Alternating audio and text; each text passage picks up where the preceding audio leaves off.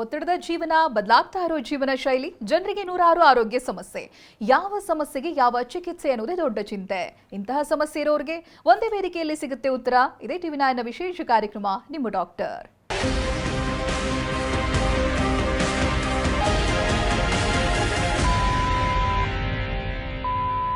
ಆಧುನಿಕ ಜೀವನ ಶೈಲಿ ಅನೇಕ ರೋಗಗಳಿಗೆ ತುತ್ತಾಗುವಂತೆ ಮಾಡುತ್ತೆ. ಅದರಲ್ಲೂ ಒತ್ತಡದ ಜೀವನ, ವ್ಯಾಯಾಮದ ಕೊರತೆ, ಪೌಷ್ಟಿಕ ಆಹಾರದ ಕೊರತೆಯಿಂದ ಜನರು ಆರ್ಥರೈಟಿಸ್ಗೆ ಗುರಿಯಾಗ್ತಾ ಇದ್ದಾರೆ. ಅದರಲ್ಲೂ ಜಾಯಿಂಟ್ ಪೇನ್ ಮನುಷ್ಯನನ್ನ ಹಿಂಡಿ ಹಿಪ್ಪಿ ಮಾಡ್ತಾ ಇದೆ. ಹಾಗೆ ಬೆನ್ನು ನೋವು, ಸೊಂಟ ನೋವಿನ ಸಮಸ್ಯೆ ಅನ್ನೋದು ಮಾರಣಾಂತಿಕವಾಗಿ ಕಾಡುವಂತ ಕಾಯಿಲೆ ಅಲ್ಲದಿದ್ರು ಒಂದೇ ಸಮನೆ ನೋವು ಕೊಟ್ಟು ಮಾನಸಿಕ ಹಾಗೆ ದೈಹಿಕ ಶಾಂತಿಯನ್ನ ಭಂಗಗೊಳಿಸುತ್ತೆ. ಸಮರ್ಪಕ ಭಂಗಿಯಲ್ಲಿ ಕುಳಿತುಕೊಳ್ಳದೇ ಇರೋದು, ನಿರಂತರವಾಗಿ ಭಾರವಾದ ವಸ್ತುಗಳನ್ನು ಎತ್ತೋದು, ವಯಸ್ಸು ಜೊತೆಗೆ ತೂಕದಲ್ಲಿ ಹೆಚ್ಚಳ ಸೇರಿದಂತೆ ಅನೇಕ ಕಾರಣಗಳಿಂದ ಬೆನ್ನು ನೋವು ಕಾಣಿಸಿಕೊಳ್ಳುತ್ತೆ. ಇನ್ನು ವಯೋಸಹಜ ಕಾಯಿಲೆಯಿಂದ ಹಿಪ್ ರಿಪ್ಲೇಸ್ಮೆಂಟ್, ನೀ ರಿಪ್ಲೇಸ್ಮೆಂಟ್ ಮಾಡಬೇಕಾಗುತ್ತೆ. ಅದಕ್ಕಾಗಿ ಇದೀಗ ಅತ್ಯಾಧುನಿಕ ಚಿಕಿತ್ಸೆ ಲಭ್ಯ ಇದೆ. ಅದುವೇ ರೋಬೋಟಿಕ್ ಜಾಯಿಂಟ್ ರಿಪ್ಲೇಸ್ಮೆಂಟ್ ಸರ್ಜರಿ. ಹಾಗಿದ್ರೆ ಈ ಸರ್ಜರಿಯ ಉಪಯೋಗ ಏನು, ವಿಧಾನ ಹೇಗಿರುತ್ತೆ, ಯಾರು ಈ ಚಿಕಿತ್ಸೆಯ ಮೊರೆ ಹೋಗಬಹುದು ಅಂತ ತಿಳಿಸೋದಕ್ಕೆ ನಮ್ಮ ಜೊತೆಗಿದ್ದಾರೆ director of orthopaedics and joint replacement surgery, Fortis hospital ಬೆಂಗಳೂರಿನ ಡಾಕ್ಟರ್ ನಾರಾಯಣ್ ಹುಲ್ಸೆ. ಬನ್ನಿ ಅವರೊಂದಿಗೆ ಮಾತನಾಡೋಣ. ನಮಸ್ತೆ ಡಾಕ್ಟರ್, ಕಾರ್ಯಕ್ರಮಕ್ಕೆ ಸ್ವಾಗತ. ನಮಸ್ಕಾರಗಳು. ಮೊದಲಾಗಿ ಸೀನಿಯರ್ ಡಾಕ್ಟರ್ ಆಗಿರೋದ್ರಿಂದ ನಿಮಗೆ ಈ ಪ್ರಶ್ನೆ ಕೇಳ್ಬೋದು ಅಂತ. ಟ್ರೆಡಿಷನಲ್ ವೇ ಆಫ್ ಸರ್ಜರಿಯನ್ನ ಬಹಳ ನೋಡಿರ್ತೀರಾ. ಜೊತೆಗೆ ಇತ್ತೀಚೆಗೆ ಬಂದಂತ ಅತ್ಯಾಧುನಿಕವಾಗಿ ಯಾವ ರೀತಿಯಾದಂಥ ಸರ್ಜರಿ ವೇ, ಫಾರ್ ಎಕ್ಸಾಂಪಲ್ ರೋಬೋಟಿಕ್ ಸರ್ಜರಿ, ಇದನ್ನು ಕೂಡ ಪರ್ಫಾರ್ಮ್ ಮಾಡಿರ್ತೀರಾ. ಬೇಸಿಕ್ ಡಿಫ್ರೆನ್ಸ್ ಏನು ಕಾಣಿಸುತ್ತೆ ನಿಮಗೆ doctor, traditional way to robotic ಸರ್ಜರಿಗೆ? ಈ ಸರ್ಜರಿಗಳು ಅಂದರೆ ಶಸ್ತ್ರಚಿಕಿತ್ಸೆಗಳು ಸುಮಾರು ಸಾವಿರಾರು ವರ್ಷಗಳಿಂದ ಹಾಗೆ ಡೆವಲಪ್ ಆಗ್ತಾನೆ ಬರ್ತಾನೆ ಇದೆ. ನಿಮಗೆಲ್ಲ ಗೊತ್ತಿರ್ಬೋದು, ಬಹಳ ಹಳೆ ಕಾಲದಲ್ಲಿ ಇವನ್ ಆಯುರ್ವೇದದಲ್ಲೂ ಸಹ ಬೇರೆ ಬೇರೆ ರೀತಿಯ ಸರ್ಜರಿಗಳನ್ನು ನಡ್ಕೊಂಡು ಬರ್ತಾನೆ ಇವೆ. But for the betterment of the surgery and the results ಎಷ್ಟೋ ವರ್ಷಗಳಲ್ಲಿ ಏನು ಹೇಳಿ ಹೊಸ ಹೊಸ ಬದಲಾವಣೆಗಳು, ಹೊಸ ಹೊಸ ತಂತ್ರಜ್ಞಾನಗಳು ಬರ್ತಾನೆ ಹೋಗ್ತಾನೇ ಇವೆ. ಎಷ್ಟೊಂದು ಬಂದಿವೆ, ಎಷ್ಟೊಂದು ಹೋಗಿದ್ದೂ ಇದೆ, ನಮ್ಗೆ ಗೊತ್ತು. ಅದೇ ರೀತಿಯಲ್ಲಿ ಇತ್ತೀಚೆಗೆ ಸುಮಾರು ಒಂದು 2 ದಶಕಗಳಿಂದ ರೊಬೋಟಿಕ್ ತಂತ್ರಜ್ಞಾನಗಳು ಬಂದಿವೆ. ರೊಬೋಟಿಕ್ ತಂತ್ರಜ್ಞಾನಗಳು ಅಂತಂದರೆ, ರೊಬೋಟಿಕ್ ಒಂದು ಎಲೆಕ್ಟ್ರಾನಿಕ್ ಒಂದು ದೊಡ್ಡ ಉಪಕರಣ. ಈ ಉಪಕರಣಗಳನ್ನು ಬೇರೆ ಬೇರೆ ರೀತಿಯ ಆಪರೇಷನ್ಗಳಿಗೆ ಉಪಯೋಗಿಸ್ತೀವಿ. ಮುಖ್ಯವಾಗಿ ಈ ರೋಬೋಟ್ಗಳೇನು ಅಂತಂದರೆ, ಮನುಷ್ಯ ಹೇಳಿದ್ದನ್ನು ಹೇಳ್ದಂಗೆ ಕೇಳುತ್ತೆ. ರೋಬೋ ಅದರ ನಿಜವಾದ ಅರ್ಥ ಏನು ಅಂತಂದರೆ ಗುಲಾಮ ಅನ್ನೋ ಥರ. ಅಂದರೆ ಮನುಷ್ಯ ಏನು ಹೇಳ್ತಾನೋ ಅದನ್ನದು ನಿಜವಾಗಿ ಅದೇ ಥರ ಕೇಳಿಸುತ್ತೆ.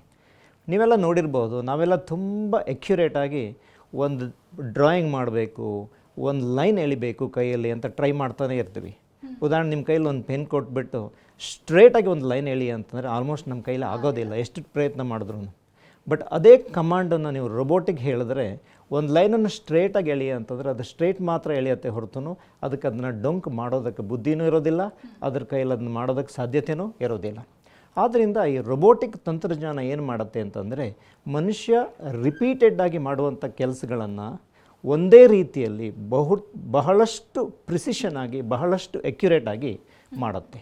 ಸೊ ಉದಾಹರಣೆಗೆ, ಶಸ್ತ್ರಚಿಕಿತ್ಸೆಯಲ್ಲಿ ಬೇರೆ ಬೇರೆ ರೀತಿಯ ರೊಬೋಟಿಕ್ಗಳಿವಾಗ ಜಗತ್ತಿನಾದ್ಯಂತ ಸುಮಾರು ಒಂದು 10 ವರ್ಷಗಳಿಂದ ಬರ್ತಾನೆ ಇದೆ. ಸೊ ಮುಖ್ಯವಾಗಿ ಏನು ಅಂತಂದರೆ, ಈ ರೊಬೋಟಿಕ್ ತಂತ್ರಜ್ಞಾನಗಳನ್ನು ಉಪಯೋಗಿಸ್ಕೊಂಡಾಗ ಎಸ್ಪೆಷಲಿ ಈ ಜಾಯಿಂಟ್ ರಿಪ್ಲೇಸ್ಮೆಂಟ್ಗಳು, ಹೊಸ ಹೊಸ ದೇಹದ ಭಾಗಗಳನ್ನು ನಾವು ಒಳಗಡೆ ಅಳವಡಿಸಬೇಕು ಅಂತಂದರೆ ಅದನ್ನು ಅದೇ ಆ್ಯಂಗಲ್ನಲ್ಲಿ, ಅದೇ ಎತ್ತರದಲ್ಲಿ, ಅದೇ ಡೈರೆಕ್ಷನ್ನಲ್ಲಿ ಅದನ್ನು ಅಳವಡಿಸ್ಬೇಕಾಗುತ್ತೆ. ಅದನ್ನೆಲ್ಲ ಕ್ಯಾಲ್ಕುಲೇಟ್ ಮಾಡಿ ಬೇರೆ ಬೇರೆ ದಿಕ್ಕುಗಳಲ್ಲಿ ಅದನ್ನು ಕರೆಕ್ಟಾಗಿ ಹಾಕೋದಕ್ಕೆ ಬಹಳ ಕಷ್ಟ. ಈ ಥರ ಯಂತ್ರಗಳು, ಮ್ಯಾನ್ಯುವಲ್ ಇನ್ಸ್ಟ್ರೂಮೆಂಟ್ಗಳು ಬಂದವು, ಆಮೇಲೆ ಕಂಪ್ಯೂಟರ್ ನ್ಯಾವಿಗೇಷನ್ ಅಂತ ಬಂತು. ಈಗ ಇತ್ತೀಚೆಗೆ ರೊಬೋಟಿಕ್ ತಂತ್ರಜ್ಞಾನ ಅಂತ ಬಂದಿದೆ. ಈ ತಂತ್ರಜ್ಞಾನದ ಮೂಲಕ ನಾವೇನು ಮಾಡ್ತಿದ್ದೀವಿ ಅಂತಂದರೆ, ಈ ಹೊರಗಡೆಯಿಂದ ಆರ್ಟಿಫಿಷಿಯಲ್ ವಸ್ತುಗಳನ್ನು ನಮ್ಮ ದೇಹದಲ್ಲಿ ಅಳವಡಿಸ್ಕೊಳ್ಬೇಕು ಅಂತಂದರೆ ಅದನ್ನು ಒಂದು ಸರಿಯಾದ ಆ್ಯಂಗಲ್ಗಳಲ್ಲಿ ಈ ಒಂದು ತಂತ್ರಜ್ಞಾನದ ಮೂಲಕ ಅಳವಡಿಸ್ತೀವಿ. ಅದೇ ರೊಬೋಟಿಕ್ ತಂತ್ರಜ್ಞಾನ ಅಂತ. ಉದಾಹರಣೆಗೆ ಜಾಯಿಂಟ್ ರಿಪ್ಲೇಸ್ಮೆಂಟ್ಗಳಲ್ಲಿ ಈ ರೊಬೋಟಿಕ್ ತಂತ್ರಜ್ಞಾನವನ್ನು ಜಗತ್ತಿನಾದ್ಯಂತ ಸುಮಾರು ಒಂದು 15-20 ವರ್ಷಗಳಿಂದ ನಡೀತಾನೆ ಇದೆ. ತುಂಬ ಒಂದು ಪ್ರಯೋಜನವನ್ನು ಜನರು ಕಂಡುಕೊಂಡಿದ್ದಾರೆ. ಅದಕ್ಕೆ ನಂಬರ್ ಆಫ್ ಜಾಯಿಂಟ್ ರಿಪ್ಲೇಸ್ಮೆಂಟ್ಸು ರೊಬೋಟ್ಗಳ ಮೂಲಕ ಉಪಯೋಗಿಸೋದು ಬಹಳಷ್ಟು ಜಾಸ್ತಿ ಆಗಿರೋದನ್ನು ನಾವಿವಾಗ ನೋಡ್ತಾನೆ ಇದ್ವಿ. ಉದಾಹರಣೆಗೆ, ಒಂದು 5-6 ವರ್ಷಗಳ ಹಿಂದೆ ನಮ್ಮ ದೇಶದಲ್ಲಿ ರೊಬೋಟಿಕ್ ಜಾಯಿಂಟ್ ರಿಪ್ಲೇಸ್ಮೆಂಟ್ಗಳ ಒಂದು ಹೆಸರೇ ಇರಲಿಲ್ಲ. ಬಟ್ ಇವಾಗ ಅದು ಆಲ್ಮೋಸ್ಟ್ ಬೇರೆ ಬೇರೆ ಒಂದು ಸಿಟಿಗಳಲ್ಲಿ 1-2 ದೊಡ್ಡ ದೊಡ್ಡ ಹಾಸ್ಪಿಟಲ್ಗಳಲ್ಲಿ ರೊಬೋಟಿಕ್ ತಂತ್ರಜ್ಞಾನ ಬರ್ತಾನೇ ಇದೆ. ಯಾಕೆ ಬರ್ತಾ ಇದೆ ಅಂತಂದರೆ, ಅದನ್ನು ಉಪಯೋಗಿಸುವಂತಹ ಸರ್ಜನ್ಗಳು, ಅದನ್ನು ಉಪಯೋಗಿಸ್ಕೊಂಡಿರುವಂತಹ ಪೇಷಂಟ್ಗಳು ಇಬ್ಬರೂ ಅದರ ಒಂದು ಪ್ರಯೋಜನವನ್ನು ಪ್ರತಿನಿತ್ಯ ಕಾಣ್ತಾನೇ ಇದ್ದಾರೆ. ಇದು ನಿಂತ ನೀರಲ್ಲ, ಬಟ್ ಏನು ಹೇಳಿ ಇನ್ನೂ ಇಂಪ್ರೂವ್ ಆಗುತ್ತೆ, ಆಗ್ತಾನೆ ಇರುತ್ತೆ, ಇನ್ನೂ ಅದರ ಉಪಯೋಗ ಜಾಸ್ತಿ ಆಗ್ತಾನೆ ಇರುತ್ತೆ. ಸೊ ರೊಬೋಟಿಕ್ಗಳು I think they have come here to stay for long. ಯಾಕೆ ಅಂತಂದರೆ ಅದು they give lot of precision in terms of surgery. Yes, ಇಲ್ಲಿ ಡಾಕ್ಟರ್ಗೆ ಒಂದು ರೈಟ್ ಹ್ಯಾಂಡ್ ಸಿಕ್ಕಾಗೆ ಆಯಿತು ರೋಬೋಟಿಕ್ ಸರ್ಜರಿ ಅಂತ. ಆ ರೋಬೋಟಿಕ್ ಆರ್ಮ್ ಅಸಿಸ್ಟೆನ್ಸ್ ಪೇಷಂಟ್ಗೆ ಯಾವ ರೀತಿಯಾಗಿ ಹೆಲ್ಪ್ ಆಗುತ್ತೆ ಅನ್ನೋದು. ಹೌದು. So all these technologies are patient oriented. ಪೇಷಂಟ್ಗೆ ರಿಸ್ಕ್ ಬೆನಿಫಿಟ್ ಏನು ಅನ್ನೋದನ್ನು ಅನಾಲಿಸಿಸ್ ಮಾಡಿರ್ತೀವಿ. ಉದಾಹರಣೆಗೆ ನೀ ರಿಪ್ಲೇಸ್ಮೆಂಟ್ಗಳನ್ನು ಒಂದು 2 ವರ್ಷಗಳಿಂದ ನಾವು ಫೋರ್ಟಿಸ್ ಆಸ್ಪತ್ರೆಗಳಲ್ಲಿ ಮಾಡ್ತಾನೆ ಇದ್ದೀವಿ. ಆವತ್ತಿನಿಂದ ಇದುವರೆಗೆ ಸುಮಾರು 1200 ಜನರಿಗೆ ನಾನು ಈ ಆಪ್ರೇಷನನ್ನು ಮಾಡಿದ್ದೀನಿ. ಅದರ ಅರ್ಥ ಏನು ಅಂತಂದರೆ ತುಂಬ ಜನ ಇದರ ಪ್ರಯೋಜನವನ್ನು ಆಲ್ರೆಡಿ ಪಡ್ಕೊಂಡ್ಬಿಟ್ಟಿದ್ದಾರೆ. ನೀವು ನೋಡ್ಬೋದು, ಅಣ್ಣ ತಮ್ಮ ಬಂದಿರ್ತಾರೆ ಸೇಮ್ ಆಪ್ರೇಷನ್ಗೆ, ಗಂಡ ಹೆಂಡತಿ ಬಂದಿರ್ತಾರೆ. ತುಂಬ ಜನ ಈ ಆಪ್ರೇಷನ್ನ ಪ್ರಯೋಜನ ಪಡ್ಕೊಂಡು ಇನ್ನಷ್ಟು ಜನರಿಗೆ ಹೇಳ್ಕೊಂಡು ಬರ್ತಾನೆ ಇದ್ದಾರೆ. ಸೊ ಆ್ಯಕ್ಚುಲಿ ಏನಾಗುತ್ತೆ ಆಪ್ರೇಷನಿಂದ ಅಂತಂದರೆ, ಈ ಆಪ್ರೇಷನ್ ಮೂಲಕ ನಾವು ಒಳಗಡೆ ಈ ಒಂದು ಕೃತಕ ನೀ ರಿಪ್ಲೇಸ್ಮೆಂಟ್ನ ಅಳವಡಿಸೋದನ್ನು ಬಹಳ ಅಕ್ಯುರೇಟಾಗಿ ಅಳವಡಿಸ್ತೀವಿ. ಇದರಿಂದ ಬೇರೆ ಬೇರೆ ಉಪಯೋಗಗಳನ್ನು ನಾವು ನೋಡ್ತಾ ಇದ್ದೀವಿ. ಮುಖ್ಯವಾಗಿ ಏನು ನೋಡ್ತಾ ಇದ್ದೀವಿ ಅಂತಂದರೆ, ಆಪ್ರೇಷನ್ ಆದಮೇಲೆ ನಾವು ಎಕ್ಸ್ರೇಗಳನ್ನು ಮಾಡ್ತೀವಿ. ಆ ಎಕ್ಸ್ರೇಗಳನ್ನು ಮಾಡಿ ಒಳಗಡೆ ಹಾಕಿರುವಂತಹ ಒಂದು ನೀ ರಿಪ್ಲೇಸ್ಮೆಂಟ್ ಉಪಕರಣ ಎಷ್ಟು ಚೆನ್ನಾಗಿದೆ ಅನ್ನೋದನ್ನು ನೋಡ್ತೀವಿ. ಅದನ್ನು ನೋಡಿದಾಗ ನಮ್ಗೆ ಗೊತ್ತಾಗತ್ತೆ ಈ ಆಪ್ರೇಷನ್ ರೋಬೋಟ್ಗಳಿಗೆ ಮಾಡಿರುವಂತಹ ಒಂದು ಪೇಷಂಟ್ಗಳಿಗೂ ಬೇರೆ ಪೇಷಂಟ್ಗಳಿಗೂ ಎಷ್ಟೊಂದು ಎಕ್ಯುರೇಟ್ ಆಗಿರುತ್ತೆ ಅನ್ನೋದನ್ನು ನಾವು ಕಂಡುಕೊಂಡಿದ್ದೀವಿ. ಉದಾಹರಣೆಗೆ ರೋಬೋಟ್ಗಳ ಮೂಲಕ ಮಾಡಿರುವಂತಹ ಪೇಷಂಟ್ಗಳ ಎಕ್ಸ್ರೇ ತುಂಬ ಚೆನ್ನಾಗಿರುತ್ತೆ ಕಂಪೇರ್ ಟು ಅದರ್. ಅಂದರೆ ನಾವು ಏನು ಹೇಳ್ಬೋದು ಅಂತಂದರೆ, ಟೆಕ್ನಿಕಲಿ ರೋಬೋಟ್ಗಳ ಮೂಲಕ ಮಾಡಿರುವಂತಹ ನೀ ರಿಪ್ಲೇಸ್ಮೆಂಟ್ಗಳು ಚೆನ್ನಾಗಿರುತ್ತೆ.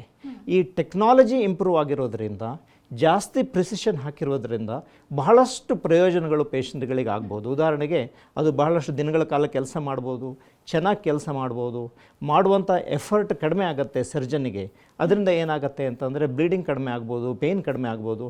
ಇನ್ಫ್ಯಾಕ್ಟ್ ಫೋರ್ಟಿಸ್ನಲ್ಲಿ ನಾವು ಈ ಆಪ್ರೇಷನ್ಗಳು ಸುಮಾರು 10-15 ವರ್ಷಗಳಿಂದ ಮಾಡ್ತಾನೇ ಇದ್ವಿ ಮ್ಯಾನ್ಯುವಲ್ ನಾನ್ ರೋಬೋಟಿಕ್ಗಳ ಮೂಲಕ. ಇತ್ತೀಚಿನ ದಿನಗಳಲ್ಲಿ ಏನಾಗ್ಬಿಟ್ಟಿದೆ ಅಂತಂದರೆ, ಮುಂಚೆ 4-5 ದಿನಗಳ ನಂತರ ಹೋಗುವಂತಹ ಪೇಷಂಟ್ಗಳು ಇವಾಗೆಲ್ಲ 1 ದಿನಕ್ಕೋ 2 ದಿನಕ್ಕೋ ಡಿಸ್ಚಾರ್ಜ್ ಹಾಕ್ಕೊಂಡು ಮನೆಗೆ ಹೋಗ್ತಾ ಇದ್ದಾರೆ. ಸೊ ಇವೆಲ್ಲ ಬಹಳಷ್ಟು ಒಂದು ಡಿಫ್ರೆನ್ಸ್ಗಳನ್ನು ನಾವು ಕಂಡುಕೊಂಡಿದ್ದೀವಿ. ಏನೇ ಆದ್ರೂ ಯಾವುದೇ ಟೆಕ್ನಾಲಜಿ ಬಂದ್ರೂ ಅದನ್ನು ಉಪಯೋಗಿಸಿ ಬಹಳಷ್ಟು ವರ್ಷಗಳ ಕಾಲ ನೋಡಿದಾಗೇ ಅದು ಲಾಂಗ್ ಟರ್ಮಲ್ಲಿ ಹೇಗೆ ಉಪಯೋಗ ಕೊಡುತ್ತೆ ಅನ್ನೋದು ಗೊತ್ತಾಗತ್ತೆ. ಬಟ್ ಈ ಸ್ಟೇಜಲ್ಲಿ ಹಲವಾರು ಒಂದು ಪೇಷಂಟ್ಗಳಿಗೆ ಆಗಿರುವಂತಹ ಉಪಯೋಗಗಳನ್ನು ನಾವು ನೋಡಿದ್ದೀವಿ. ಎಸ್ ಡಾಕ್ಟರ್, ಇಲ್ಲಿ ಬಹಳ ಮುಖ್ಯವಾಗಿ ಡೇ ಅಂದರೆ ಏನು, ಜೊತೆಗೆ ಡೇ ಹಿಪ್ ರಿಪ್ಲೇಸ್ಮೆಂಟಲ್ಲಿ ಟ್ರೆಡಿಷನಲ್ಗಿಂತ ಹೇಗೆ ಭಿನ್ನವಾಗಿದೆ ಅನ್ನೋದು. ಹೌದು, direct anterior approach hip replacement ಅಂತ ಕರಿತೀವಿ. ಹಿಪ್ ಅನ್ನೋದು ನಮ್ಮ ತೊಡೆ ಹೊಟ್ಟೆಗೆ ಸೇರುವಂಥ ಜಾಗದಲ್ಲಿರುವಂತಹ ಒಂದು ಜಾಯಿಂಟ್. ಈ ಹಿಪ್ ಜಾಯಿಂಟು ಬಹಳಷ್ಟು ಜನರಿಗೆ ಸವಕಳಿ ಆಗುತ್ತೆ. ವೆಸ್ಟರ್ನ್ ಕಂಟ್ರಿಗಳಲ್ಲಿ ಅದು ಬಹಳಷ್ಟು ಜನರಿಗೆ ಸವಕಳಿ ಆಗುತ್ತೆ. ನಮ್ಮ ದೇಶದಲ್ಲಿ ಸ್ವಲ್ಪ ಕಡಿಮೆ. ನಮ್ಮ ದೇಶದಲ್ಲಿ ನೀವೆಲ್ಲ ನೋಡಿರ್ಬೋದು, ಮೊಣಕಾಲುಗಳ ತೊಂದರೆ ಜಾಸ್ತಿ. ಹಾಗಂತ ತುಂಬ ಜನ ಹಿಪ್ ಜಾಯಿಂಟ್ನಿಂದ ಆ ಒಂದು ಬಾಲ್ ಆ್ಯಂಡ್ ಸಾಕೆಟ್ ಜಾಯಿಂಟ್ನ ತೊಂದರೆ ಇರೋರಿದ್ದಾರೆ. ಅವರಿಗೆ ಹಿಪ್ ರಿಪ್ಲೇಸ್ಮೆಂಟ್ ಅಂತ ಮಾಡ್ತೀವಿ. ಅದರಲ್ಲಿ ಏನು ಮಾಡ್ತೀವಿ ಅಂತಂದರೆ, ಆರ್ಟಿಫಿಷಿಯಲ್ ಮೆಟಲ್ನ ಮೂಲಕ ಹಿಪ್ನ ಬಾಲ್ ಆ್ಯಂಡ್ ಸಾಕೆಟ್ಗಳನ್ನು ನಾವು ಚೇಂಜ್ ಮಾಡ್ತೀವಿ. ಇದನ್ನು ಬಹಳಷ್ಟು ವಿಧಾನಗಳಿಂದ ಮಾಡ್ತೀವಿ. ತುಂಬ ಕಾಮನ್ನಾಗಿ ಅದನ್ನು ಪೋಸ್ಟೀರಿಯರ್ ಅಪ್ರೋಚ್, ಅಂದರೆ ನಮ್ಮ ತೊಡೆಯ ಹಿಂಭಾಗದಿಂದ ಕಟ್ ಮಾಡಿ ಒಳಗಡೆ ಹೋಗಿ ಅದನ್ನು ಅಳವಡಿಸ್ತೀವಿ. ಈ ಒಂದು ಅಪ್ರೋಚಿನಲ್ಲಿ DAA ಅಥವಾ ಡೈರೆಕ್ಟ್ ಆ್ಯಂಟೀರಿಯರ್ ಅಪ್ರೋಚ್ ಅಂತಂದರೆ ಇತ್ತೀಚೆಗೆ ಅದು ಅಮೇರಿಕದಂಥ ರಾಷ್ಟ್ರಗಳಲ್ಲಿ ಬಹಳ ಒಂದು ಪಾಪ್ಯುಲರ್ ಆಗಿರುವಂಥ ಅಪ್ರೋಚು. ಇದರಲ್ಲಿ ಏನು ಮಾಡ್ತೀವಿ ಅಂತಂದರೆ, ತೊಡೆಯ ಹಿಂಭಾಗದಲ್ಲಿ ಯಾವುದೇ ರೀತಿ ಕಟ್ ಮಾಡಲ್ಲ, ತೊಡೆಯ ಮುಂಭಾಗದಲ್ಲಿ ಕಟ್ ಮಾಡ್ತೀವಿ. ಇದರ ಅರ್ಥ ಏನು ಅಂತಂದರೆ, ಪೇಷಂಟ್ಗಳಿಗೆ ಆ ಒಂದು ಕಟ್ ಮಾಡುವಂತಹ ಒಂದು ಕಲೆ ಬಹಳಷ್ಟು ಚಿಕ್ಕದಾಗಿರುತ್ತೆ. ಅದರಿಂದ ಬ್ಲೀಡಿಂಗ್ ಕಡಿಮೆ ಆಗುತ್ತೆ. ಒಂದು ಒಳಗಡೆ ಆಪ್ರೇಷನ್ ಮಾಡಬೇಕಾದ್ರೆ ಹಿಂಭಾಗದಿಂದ ಕಟ್ ಮಾಡಿದಾಗ ಹಿಪ್ ಜಾಯಿಂಟ್ನ ಸುತ್ತಲಿರುವಂತಹ ಭಾಳಷ್ಟು ಮಸಲ್ಗಳನ್ನು ನಾವು ಕಟ್ ಮಾಡಿ ಒಳಗಡೆ ಹೋಗುವಂಥ ಒಂದು ಅವಶ್ಯಕತೆ ಇರುತ್ತೆ. ಈ ಡೈರೆಕ್ಟ್ ಆ್ಯಂಟೀರಿಯರ್ ಅಪ್ರೋಚ್ ಅಥವಾ ಮುಂಭಾಗದಲ್ಲಿ ಕಟ್ ಮಾಡಿರೋದ್ರಿಂದ ಅಲ್ಲಿರುವಂತಹ ಹಿಪ್ನಲ್ಲಿರುವಂತಹ ಯಾವುದೇ ಮಸಲ್ಗಳು ಬಹಳ ಮುಖ್ಯ ನಮ್ಮ ಚಲನವಲನೆಗೆ. ಆ ಒಂದು ಮಸಲ್ಗಳನ್ನು ಚೂರೂ ಕಟ್ ಮಾಡದೆ ಹಿಪ್ ರಿಪ್ಲೇಸ್ ಮಾಡಿರೋದ್ರಿಂದ ರಿಕವರಿ ಬೇಗನೆ ಆಗುತ್ತೆ. ಸೊ ಈ ಅಪ್ರೋಚ್ನಲ್ಲಿರುವಂಥ ಒಂದು ಮುಖ್ಯವಾದ ಅಡ್ವಾಂಟೇಜ್ ಏನು ಅಂತಂದರೆ, ಒಂದು ಕಲೆ ಚಿಕ್ಕದಾಗಿರುತ್ತೆ, ಬ್ಲೀಡಿಂಗ್ ಕಡಿಮೆ ಆಗಿರುತ್ತೆ, ದೇಹದ ಮುಂಭಾಗದಲ್ಲಿ ಕಟ್ ಮಾಡಿರೋದ್ರಿಂದ ಆಪರೇಷನ್ ಆದ ತಕ್ಷಣ ಕುತ್ಕೊಳ್ಳೋದಕ್ಕೂ ಮಲ್ಕೊಳ್ಳೋದಕ್ಕೂ ತೊಂದರೆ ಆಗೋದಿಲ್ಲ, ಯಾವುದೇ ಮಸಲ್ಗಳು ಡ್ಯಾಮೇಜ್ ಆಗದೆ ಇರೋದರಿಂದ ರಿಕವರಿ ಚೆನ್ನಾಗಿರುತ್ತೆ, ಲಿಂಪ್ ಕಡಿಮೆ ಇರುತ್ತೆ, ಭಾಳಷ್ಟು ಅಡ್ವಾಂಟೇಜ್ಗಳಿದೆ. ಬಟ್ ಹಾಗಂತ ಎಲ್ಲರಿಗೂ ಒಂದು ಈ ಡೈರೆಕ್ಟ್ ಎಂಟರ್ ಅಪ್ರೋಚ್ನ ಟ್ರೈನಿಂಗ್ ಇರೋದಿಲ್ಲ, ಅದಕ್ಕೆ ಬೇಕಾಗುವಂತಹ ಒಂದು ಸ್ಪೆಷಲಿಸ್ಟ್ ಇನ್ಸ್ಟ್ರೂಮೆಂಟ್ಗಳಿರೋದಿಲ್ಲ.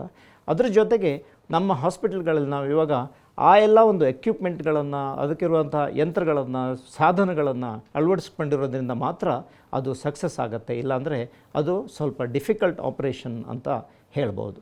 ಎಸ್, ಇಲ್ಲಿ ಡಿ ಎಫೆಕ್ಟಿವ್ ಆಗೋದ್ರಲ್ಲಿ ಈ ರೋಬೋಟಿಕ್ಗಳ ಏನು ಪಾತ್ರ ಇದೆ ಅನ್ನೋದು. ಹೌದು. ಸೊ ಡೈರೆಕ್ಟ್ ಆ್ಯಂಟರ್ ಅಪ್ರೋಚ್ ಅಂದರೆ ಮುಂದ್ಗಡೆಯಿಂದ ತೊಡೆ ಮುಂಭಾಗದಲ್ಲಿ ಕಟ್ ಮಾಡ್ಕೊಂಡು ಹಿಪ್ ರಿಪ್ಲೇಸ್ಮೆಂಟ್ ಮಾಡ್ತೀವಿ ಅಂತ ಹೇಳಿದೆ. ಇದರಲ್ಲಿ ರೊಬೋಟಿಕ್ ತಂತ್ರಜ್ಞಾನಗಳನ್ನು ಸಹ ಅಳವಡಿಸ್ಕೊಳ್ಬೋದು. ಅದರ ಅರ್ಥ ಏನು ಅಂತಂದರೆ, ಈ ಕಡೆ ಒಂದು ಅತ್ಯಾಧುನಿಕವಾದಂತಹ ಒಂದು ರೊಬೋಟಿಕ್ ಟೆಕ್ನಾಲಜಿ ಜೊತೆಗೆ ಮಿನಿಮಲಿ ಇನ್ವೇಸಿವ್, ಬಹಳಷ್ಟು ಕಡಿಮೆ ಕಟ್ ಮಾಡುವಂತಹ ಡೈರೆಕ್ಟ್ ಆ್ಯಂಟರ್ ಅಪ್ರೋಚ್, ಇದೆರಡನ್ನೂ ಒಂದೇ ಒಂದು ಆಪರೇಷನಲ್ಲಿ ಅಳವಡಿಸ್ಕೊಂಡಿರೋದ್ರಿಂದ ಪೇಷಂಟ್ಗಳಿಗೆ ಬಹಳಷ್ಟು ಪ್ರಯೋಜನ ಆಗುತ್ತೆ. ಇನ್ಫ್ಯಾಕ್ಟ್ ಈ ದೇಶದಲ್ಲಿ ಈ ಆಪರೇಷನ್ನ ಮೊದಲನೆಯದಾಗಿ ನಾನೇ ಮಾಡಿರೋದು ಅಂತ ನಿಮ್ಗೆ ಹೇಳೋದಕ್ಕೆ ಭಾಳ ಸಂತೋಷ ಆಗುತ್ತೆ. ಈ ಆಪರೇಷನ್ ಮಾಡಿರೋದ್ರಿಂದ ನಾವೊಂದೆಷ್ಟೊಂದು ಪೇಷಂಟ್ಗಳನ್ನು ಇವಾಗ ನೋಡ್ತಾ ಇದ್ದೀವಿ. ಆಲ್ಮೋಸ್ಟ್ ಪ್ರತಿ ದಿವಸ 1-2 ದಿನಗಳಲ್ಲಿ ಅವರು ನಡ್ಕೊಂಡು ಅವ್ರ ಕೆಲಸ ಮಾಡಿಕೊಂಡು ಅವ್ರು ಅನುಭವಿಸಿರುವಂತಹ ನೋವನ್ನು ಬಹಳಷ್ಟು ಈ ಆಪರೇಷನ್ಗಳ ಒಂದು ತೊಂದರೆ ಇಲ್ಲದೇ ಗುಣಮುಖ ಆಗಿರೋದನ್ನು ನಾವು ನೋಡ್ತೀವಿ. ಅದು ಒಂದು ಸರ್ಜನ್ಗೆ ಆಗುವಂಥ ಒಂದು ಸಂತೋಷದ ವಿಷಯ ಅಂತ ಹೇಳ್ಬೋದು. ಡಾಕ್ಟರ್, ಇನ್ನು ಎಲ್ಲ ರೀತಿಯಾದಂಥ ರಿಪ್ಲೇಸ್ಮೆಂಟ್ಗಳ ಬಗ್ಗೆ ಎಕ್ಸ್ಪ್ಲೈನ್ ಮಾಡ್ತಾ ಇದ್ದಾರೆ. ಹಿಪ್ ರಿಪ್ಲೇಸ್ಮೆಂಟ್ ಅಂತ ಬಂದಾಗ ರೋಬೋಟಿಕ್ ಸರ್ಜರಿ ಯಾವ ರೀತಿಯಾಗಿ ವರ್ಕ್ ಆಗುತ್ತೆ, ಎಂಟೈರ್ ಪ್ರಾಸೆಸ್ನ ನಮಗೆ ಎಕ್ಸ್ಪ್ಲೈನ್ ಮಾಡ್ಬೋದಾ ಅಂತ. ಸೊ ಹಿಪ್ ಜಾಯಿಂಟ್ ಅಂದರೆ ಒಂದು ಬಾಲ್, ಆಮೇಲೆ ಒಂದು ಸಾಕೆಟ್ ಇರುತ್ತೆ. ಆ ಸಾಕೆಟ್ ಒಳಗಡೆ ಹಿಪ್ ಬಾಲ್ ಈ ಥರ ಮೂವ್ ಆಗ್ತಾ ಇರುತ್ತೆ. ನಾನು ಮುಂಚೆ ಹೇಳಿರೋ ಥರ ಬೇರೆ ಬೇರೆ ಕಾರಣಗಳಿಂದ ಹಿಪ್ ಜಾಯಿಂಟ್ ಹಾಳಾಗಿರುತ್ತೆ. ಅಂದರೆ ಏನು ಅಂತಂದರೆ, ಈ ಸಾಕೆಟ್ ಒಳಗಡೆ ಇರುವಂತಹ ಒಂದು ರಬ್ಬರ್ನಂಥ ಒಂದು ಅಂಶ ಹಾಳಾಗಿಬಿಟ್ಟಿರುತ್ತೆ. ಇದನ್ನು ಏನು ಮಾಡ್ತೀವಿ ಈ ಆಪರೇಷನಲ್ಲಿ, ಆ ಹಾಳಾಗಿರುವಂತಹ ಆ ಕಾರ್ಟ್ಲೇಜನ್ನು ನಿಧಾನಕ್ಕೆ ತೆಗೆದು ಬಿಡ್ತೀವಿ, ಬೇರೆ ಬೇರೆ ಇನ್ಸ್ಟ್ರೂಮೆಂಟ್ಗಳ ಮೂಲಕ ತೆಗೆದು ಬಿಡ್ತೀವಿ. ಅದು ತೆಗೆದ ನಂತರ ಈ ರೀತಿಯ ಒಂದು ಆರ್ಟಿಫಿಷಿಯಲ್ ಆಗಿರುವಂತಹ ಒಂದು ಕಪ್ಪನ್ನು ಒಳಗಡೆ ಅಳವಡಿಸ್ತೀವಿ. ಈ ಕಪ್ ಒಳಗಡೆ ಅಳವಡಿಸಿರೋದ್ರಿಂದ, ಅದೇ ರೀತಿಯಲ್ಲಿ ಮೆಟಲ್ ಬಾಲನ್ನು ಅಳವಡಿಸಿರೋದ್ರಿಂದ ಬೋನ್ ಅಥವಾ ಎರಡು ಮೂಳೆಗಳು ಒಂದಕ್ಕೊಂದು ಟಚ್ ಆಗೋದಿಲ್ಲ. ಯಾವಾಗ ಎರಡು ಮೂಳೆಗಳು ಒಂದಕ್ಕೊಂದು ಟಚ್ ಆಗೋದಿಲ್ವೋ ಆವಾಗ ಮನುಷ್ಯನಿಗೆ ನೋವು ಗೊತ್ತಾಗೋದಿಲ್ಲ. ಈ ರೊಬೋಟಿಕ್ ಇಲ್ಲಿ ಏನಕ್ಕೆ ಪ್ರಯೋಜನ ಬರುತ್ತೆ ಅಂತಂದರೆ, ನೀವು ತಿಳ್ಕೊಬೋದು ಇಲ್ಲಿ ಏನಂತಂದರೆ, ಈ ಆರ್ಟಿಫಿಷಿಯಲ್ ವಸ್ತುವನ್ನು ನಾವು ಇದ್ರ ಒಳಗಡೆ ಅಳವಡಿಸ್ಬೇಕಾದ್ರೆ ಇದನ್ನು ಬೇರೆ ಬೇರೆ ರೀತಿಯಲ್ಲಿ ಅಳವಡಿಸಬಹುದು. ಉದಾಹರಣೆಗೆ ಈ ರೀತಿಯ ಒಂದು ಬಾಲ್ ಹಾಕಿರ್ತೀವಿ ಒಳಗಡೆ. ಈ ಬಾಲ್ಗಳನ್ನು ಹಾಕಿದಾಗ ಅದನ್ನು ಬೇರೆ ಬೇರೆ ಆ್ಯಂಗಲ್ಗಳಲ್ಲಿ ಹಾಕ್ಬೋದು. ಈ ಸಾಕೆಟ್ನ ಸುತ್ತು ಬೇರೆ ಬೇರೆ ರೀತಿಯ ಒಂದು ಮಸಲ್, ಲಿಗಮೆಂಟ್ಗಳು, ಬೇರೆ ಬೇರೆ ಅಂಗಾಂಶ ಇರೋದರಿಂದ ಸರ್ಜನ್ಗಳಿಗೆ ಯಾವ ಆ್ಯಂಗಲಲ್ಲಿ ಅದನ್ನು ಹಾಕಬೇಕು, 1 ಡಿಗ್ರಿ, 1/2 ಡಿಗ್ರಿ, ಅದನ್ನೆಲ್ಲ ಬರಿಗಣ್ಣಿಗೆ ಅದನ್ನು ಕ್ಯಾಲ್ಕುಲೇಟ್ ಮಾಡೋಕ್ಕೆ ಆಗೋದಿಲ್ಲ. ರೊಬೋಟಿಗಳನ್ನು ಉಪಯೋಗಿಸಿದಾಗ ಏನು ಮಾಡ್ತಿದ್ದೀವಿ ಅಂತಂದರೆ, ಈ ಸಾಕೆಟನ್ನು ಸರಿಯಾದ ಒರಿಜಿನಲ್ ಯಾವ ಆ್ಯಂಗಲ್ ಇದೆಯೋ ಅದೇ ರೀತಿ ಹಾಕೋ ಥರ ಮಾಡ್ಬೋದು. ಅದನ್ನು ನಮ್ಮ ಆಪರೇಷನ್ಗಿಂತ ಮುಂಚೆಯೇ CT ಸ್ಕ್ಯಾನ್ಗಳು ಮಾಡಿಕೊಂಡು 3 ಡೈಮೆನ್ಷನಲ್ ಮಾಡೆಲ್ ಮಾಡಿಕೊಂಡು ಇದನ್ನು ಎಕ್ಸಾಕ್ಟ್ಲಿ ಯಾವ ಆ್ಯಂಗಲಲ್ಲಿ ಹಾಕಬೇಕು ಅನ್ನೋದನ್ನು ಮಾಡ್ತೀವಿ. ಅದೇ ರೀತಿಯಲ್ಲಿ ಈ ಕಡೆ ಯಾವ ರೀತಿಯಲ್ಲಿ ಸಾಕೆಟ್ಗಳನ್ನು ಹಾಕ್ತೀವಿಯೋ ಅದೇ ರೀತಿಯಲ್ಲಿ ಕೆಳಗಡೆ ಭಾಗದಲ್ಲಿ, ಅಂದರೆ ತೊಡೆಯ ಒಳಭಾಗದ ಮೂಳೆನಲ್ಲೂ ಸಹ ಈ ರೀತಿಯ ಮೂಳೆ ಇರುತ್ತೆ. ಅದರ ಮೇಲೆ ಅದನ್ನು ಸರಿಯಾದ ರೀತಿಯಲ್ಲಿ ಪ್ರಿಪೇರ್ ಮಾಡಿಬಿಟ್ಟು ಈ ರೀತಿಯ ಒಂದು ಬಾಲನ್ನು ಅಳವಡಿಸ್ತೀವಿ. ಈ ರೀತಿಯ ಒಂದು ಬಾಲ್, ಈ ರೀತಿಯ ಒಂದು ಸಾಕೆಟ್ ಮುಂಚೆ ತೋರಿಸಿರೋ ಥರ ಎರಡೂ ಆರ್ಟಿಫಿಷಿಯಲ್ ಆಗಿರೋದ್ರಿಂದ, ಅದು ಸ್ಪರ್ಶಜ್ಞಾನ ಇಲ್ಲದೆ ಇರೋದ್ರಿಂದ, ನೋವು ಅದಕ್ಕೆ ಗೊತ್ತಾಗದೇ ಇರೋದ್ರಿಂದ ನಿಮ್ಮ ನೋವಿಲ್ಲದೆ ಇರೋ ಥರ ಆಗುತ್ತೆ. ಇನ್ನೊಂದು ಅದು ಸ್ಮೂತಾಗಿರುತ್ತೆ, ಶೈನಿ ಇರುತ್ತೆ. ಈ ಥರ ತುಂಬ ಒಂದು ಸ್ಮೂತಾಗಿ ಮೂವ್ ಮಾಡೋದ್ರಿಂದ ಅದು ನಿಮಗೆಲ್ಲ ರೀತಿಯ ಮೂಮೆಂಟನ್ನು ಕೊಡುತ್ತೆ. ಈ ಒಂದು ಯಂತ್ರಗಳನ್ನು ನಾವು ಅಳವಡಿಸಬೇಕಾದ್ರೆ ಬೇರೆ ಬೇರೆ ರೀತಿಯ ಕ್ಯಾಲ್ಕುಲೇಷನ್ ಇರುತ್ತೆ. ಎಷ್ಟು ಅಗಲವಾಗಿರಬೇಕು, ಎಷ್ಟು ಎತ್ತರವಾಗಿರಬೇಕು, ಯಾವ ಡಿಗ್ರಿನಲ್ಲಿ ಅದನ್ನು ಅಡ್ಡ ಅಥವಾ ಉದ್ದಕ್ಕೆ ಅದನ್ನು ಅಳವಡಿಸಬೇಕು ಅನ್ನುವಂಥ ಬೇರೆ ಬೇರೆ ರೀತಿಯ ಕ್ಯಾಲ್ಕುಲೇಷನ್ಗಳು, ಒಂದು 3 ಡೈಮೆನ್ಷನಲ್ ಕ್ಯಾಲ್ಕುಲೇಷನ್ ಮಾಡಬೇಕಾಗತ್ತೆ. ಅದನ್ನು ಮಾಡೋದಕ್ಕೆ ಈ ಕಂಪ್ಯೂಟರ್ಗಳು, ಈ ರೋಬೋಟಿಕ್ಗಳು ಬಹಳ ಸುಲಭವಾಗಿ ಮಾಡುತ್ತೆ.